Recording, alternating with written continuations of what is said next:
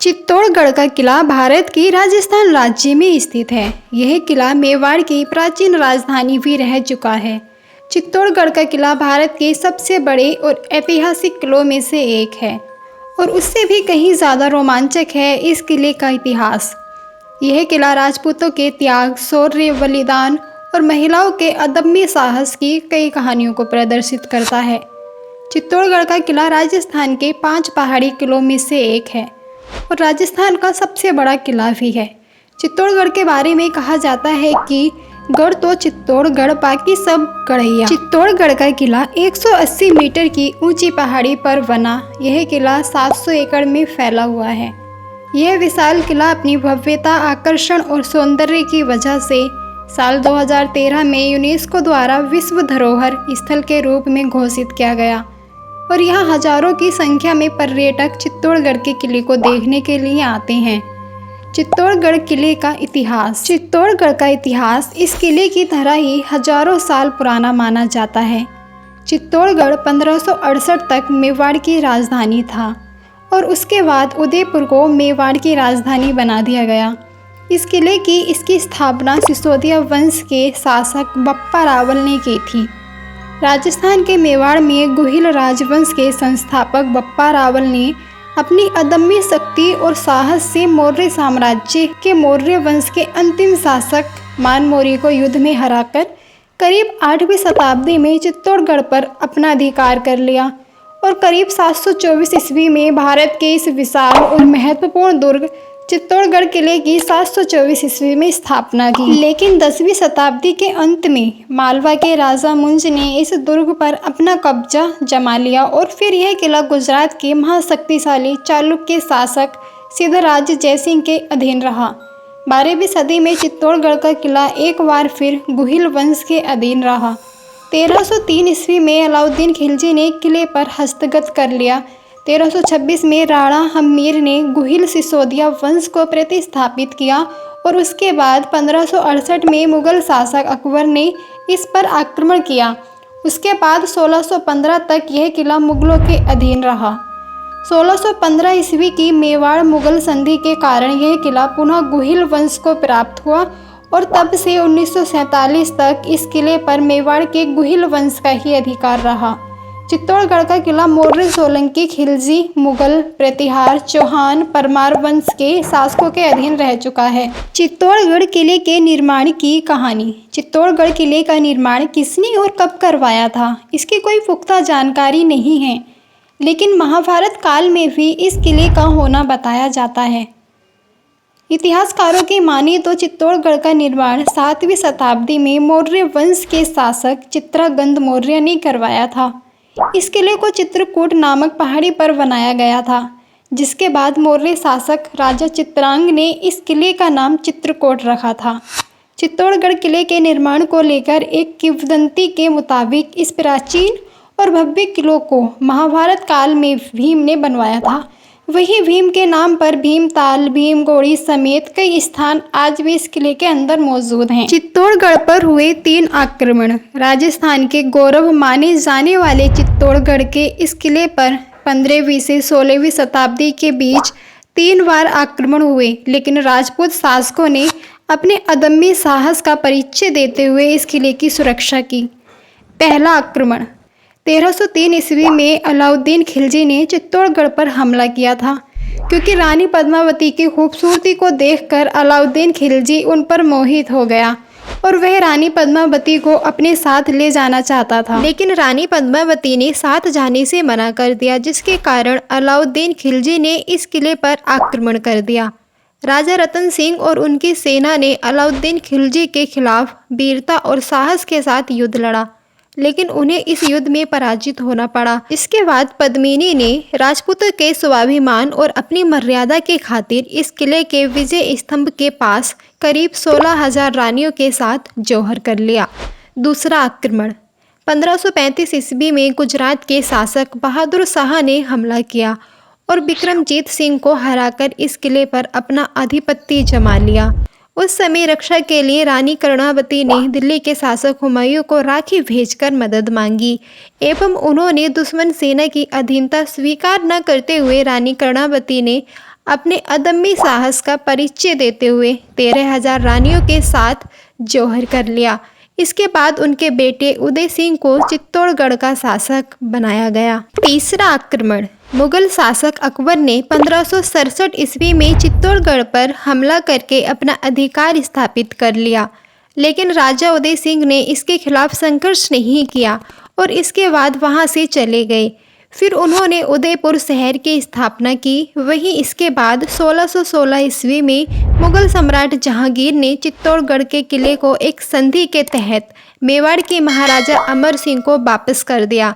वहीं वर्तमान में भारत के सबसे बड़े किले के अवशेष इस जगह के समृद्ध इतिहास की याद दिलाते हैं।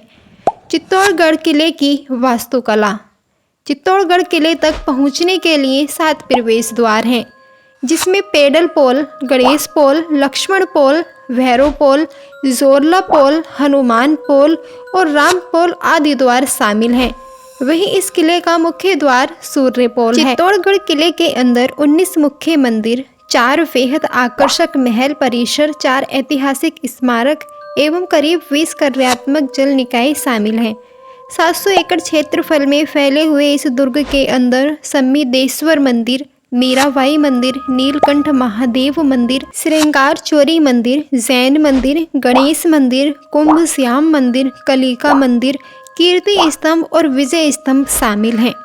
इसके साथ ही इस किले के अंदर गोमुख कुंड भी इस किले के प्रमुख आकर्षणों में से एक है। यही नहीं, चित्तौड़गढ़ किले के अंदर बने जौहर कुंड का भी अपना अलग ऐतिहासिक महत्व है। इस शानदार कुंड को देखने दूर दूर से पर्यटक आते हैं। चित्तौड़गढ़ के 8 प्रमुख दर्शनीय स्थल। पहला, विजय स्तंभ। चित्तौड़गढ़ के अंदर बना विजय स्तंभ प्रमुख दर्शनीय स्थल है। विजय स्तंभ को चित्तौड़गढ़ का विजय प्रतीक भी माना जाता है।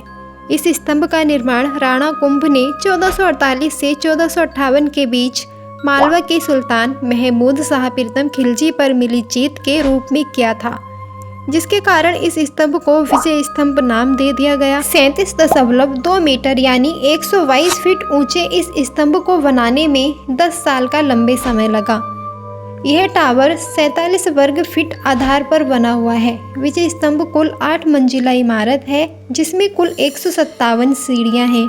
इस स्तंभ के ऊपर से आप चित्तौड़गढ़ का पूरा सुंदर नज़ारा देख सकते हैं। कीर्ति स्तंभ। चित्तौड़गढ़ दुर्ग के परिसर में बना कीर्ति स्तंभ प्रमुख दर्शनीय स्थलों में से एक है। 22 मीटर ऊंचे इस स्तंभ का निर्माण जैन व्यापारी जीजाजी राठौर ने करवाया था। इस भव्य मीनार के अंदर कई तीर्थंकरों की मूर्तियां भी स्थापित हैं। इस तरह कीर्ति स्तंभ का ऐतिहासिक महत्व होने के साथ धार्मिक महत्व भी है। राणा कुंभा महल। किले के अंदर बना राणा कुंभा महल भी इस किले के प्रमुख दर्शनीय स्थलों में से एक है। इस महल को चित्तौड़गढ़ का सबसे प्राचीन स्मारक माना जाता है। वहीं उदयपुर को बसाने वाले राजा उदय सिंह का जन्म भी इसी महल में हुआ था। सूरल पोल के माध्यम से ही कुंभा महल में घुसा जा सकता है। रानी पद्मिनी महल। चित्तौड़गढ़ किले का यह बेहद खूबसूरत महल है। पद्मिनी पैलेस इस किले के दक्षिणी हिस्से में एक सुंदर सरोवर के पास स्थित है। पद्मिनी महल एक 3 मंजिला इमारत है। यह महल चारों ओर से पानी से घिरा हुआ है, जिसके कारण देखने में यह महल काफ़ी आकर्षक लगता है। अलाउद्दीन खिलजी को रानी पद्मावती ने अपनी एक झलक भी इसी किले में से दिखाने की इजाज़त दी थी।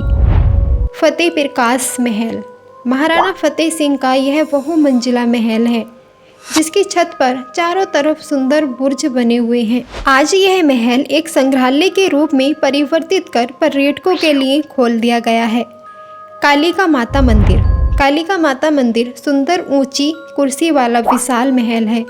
इस मंदिर का निर्माण 9वीं शताब्दी में मेवाड़ के गुही वंश के राजाओं ने करवाया था। पहले यह मंदिर मूल रूप से एक सूर्य मंदिर था, जिसके प्रमाण स्वरूप सूर्य की मूर्तियां आज भी हैं। बाद में मुस्लिम आक्रमणकारी के समय सूर्य की वह मूर्ति तोड़ दी गई, जिसके बाद महाराणा सज्जन सिंह इस मंदिर का जीर्णोद्धार करवाया और इस मंदिर में कालिका की मूर्ति स्थापित की गई। बता दें कि हर साल यहाँ एक विशाल मेला भी लगता है। गोमुख कुंड। गोमुख कुंड एक विशाल चट्टान पर बना गहरा प्राकृतिक जलाशय है। इस कुंड का आकार आयताकार है। एक छोटी प्राकृतिक गुफा से जल की भूमिगत धारा हर समय बहती रहती है। इस कुंड को गोमुख कुंड इसलिए भी कहा जाता है क्योंकि जहाँ से धारा इस कुंड में आती है उसका आकार गाय के मुंह के समान है। बता दें कि गोमुख कुंड का धार्मिक महत्व है और लोग इसे पवित्र कुंड के रूप में मानते हैं। कहा जाता है कि इस कुंड से एक सुरंग राणा कुंभा के महलों तक जाती है। इस कुंड के निकट जाने के लिए सीढ़ी अभी बनाई गई है। कुंभश्याम का मंदिर। इस मंदिर का निर्माण महाराणा कुंभा ने सन 1449 ईस्वी में विष्णु के 12 अवतार का यह मंदिर बनवाया था। इस मंदिर पर बहुत सारी मूर्तियां बनाई गई हैं। स्तंभों पर बनी मूर्तियां दर्शनीय हैं। इन मूर्तियों में विष्णु के विभिन्न रूपों को दर्शाया गया है। इस मंदिर में मूल रूप 12 अवतार की ही मूर्ति स्थापित थी। चित्तौड़गढ़ दुर्ग के 3 जौहर। चित्तौड़गढ़ पर कई बार मुस्लिम आक्रमणकारियों ने आक्रमण किए और जब चित्तौड़गढ़ परास्त हुआ तब वहां की वीरांगनाओं ने अपनी आन बान और शान बचाने के लिए जौहर का रास्ता चुना। चित्तौड़गढ़ के 3 बार जौहर किया गया था। आज भी विषय स्तंभ के निकट इस जगह को जौहर कुंड के रूप में जाना जाता है। पहला जौहर। चित्तौड़गढ़ का पहला जौहर सन 1303 में राणा रतन सिंह के शासनकाल में हुआ था, जब अलाउद्दीन खिलजी ने रानी पद्मिनी को पाने के लिए चित्तौड़ पर आक्रमण किया था। इस युद्ध में राणा रतन सिंह लड़ते लड़ते वीरगति को प्राप्त हो गए, जिसके कारण अपनी मर्यादा और स्वाभिमान को बचाने के लिए महारानी पद्मिनी सहित 16,000 रानियों और बच्चों ने आत्महत्या कर ली थी। दूसरा जौहर। चित्तौड़गढ़ का दूसरा जौहर 1535 ईस्वी में राणा विक्रमादित्य के शासनकाल में हुआ था। उस समय गुजरात की सुल्तान बहादुर शाह के चित्तौड़ पर आक्रमण कर दिया था। उस समय रानी कर्णावती ने दिल्ली के शासक हुमायूं को राखी भेजकर मदद मांगी। तब तक बहुत देर हो चुकी थी, लेकिन उस समय कर्णावती ने शत्रु की अधीनता स्वीकार नहीं की और कर्णावती के नेतृत्व में 13,000 वीरांगनाओं के जौहर किया। तीसरा जौहर। चित्तौड़गढ़ का तीसरा जौहर 1568 ईस्वी में राणा उदय सिंह के शासनकाल में हुआ। उस समय मुगल शासक अकबर ने आक्रमण किया था।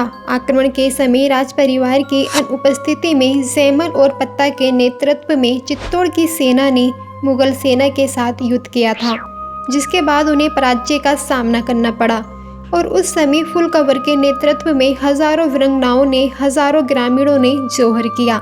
दोस्तों, इस वीडियो के माध्यम से हमने आपको चित्तौड़गढ़ दुर्ग के निर्माण और इतिहास के बारे में संपूर्ण जानकारी बताई है।